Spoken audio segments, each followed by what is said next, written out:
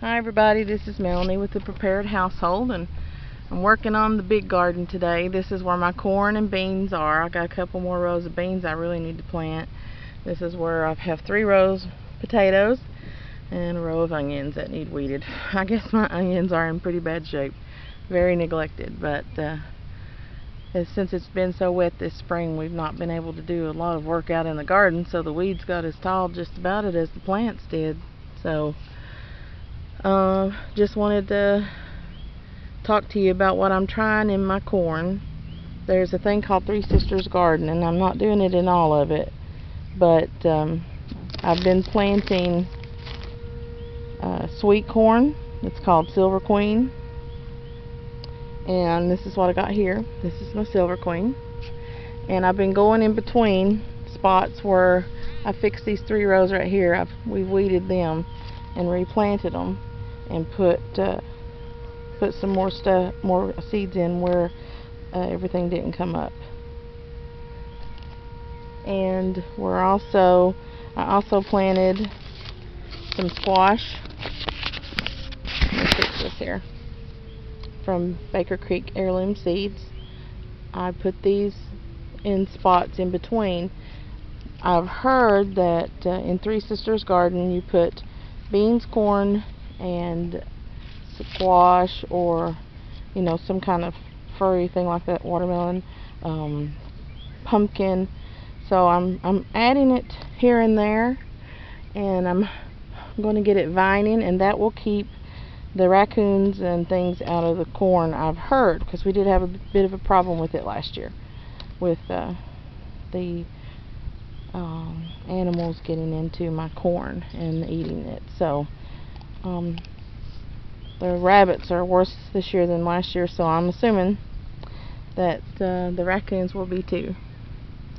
So I've planted some of those squash, and I've also planted some angled or loofah gourd vining okra, dishcloth or loofah. So I don't know how to use this. It's from Baker's Creek as well. So if anybody knows what I can do with those once they come up, I'm assuming that'll create quite a vine to help out with keeping the raccoons and things out. And I don't have any beans in this part of my corn, but I do have some down there, and they're not looking too healthy either. I'm going to have to reseed some of that. It didn't germinate well at all.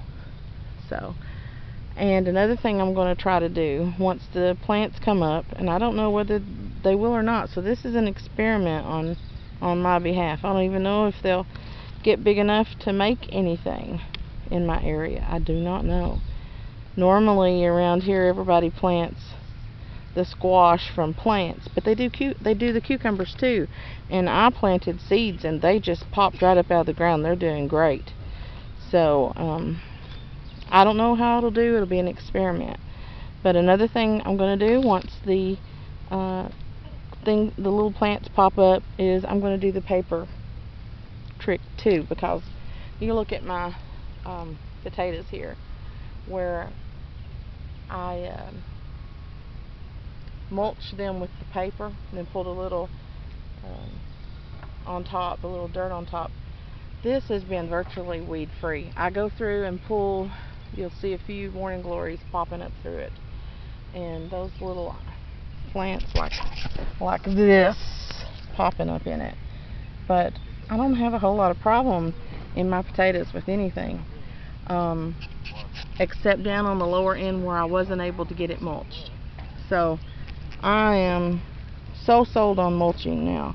I will never do a garden again without mulching, and especially with paper or grass clippings before they go to seed. Unfortunately, the grass here is going to seed. There's weeds in it, and I probably will not use it again. I'm not responsible for mowing up here, so I'm not going to be using that. So, well, that's all I wanted to talk about. Talk to you guys later.